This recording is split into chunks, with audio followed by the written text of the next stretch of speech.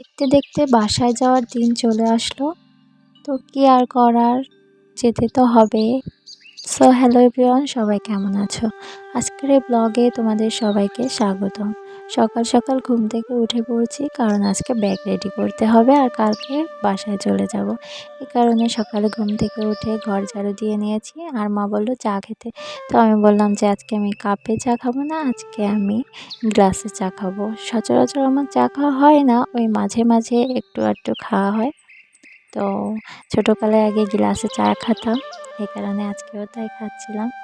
তো বেশ একটা ছোটোকালের ফিল আসছিল, ভালো লাগছিল। তাই আর দেরি না করে আমার ঘরে চলে আসলাম। এসে আমি ঘরটা ঝাড়ু দিয়ে বিছানাটা গুছিয়ে নিলাম। গুছিয়ে নেওয়ার পর এবার আমার ব্যাগ গোছাতে হবে। ব্যাগ গোছাতে ইচ্ছাই করছিল না, ভাবছি যে আর কয়দিন থেকে যাব, কিন্তু হচ্ছে না। সময় কাজ দুটোরই জন্য চলে যেতে হবে।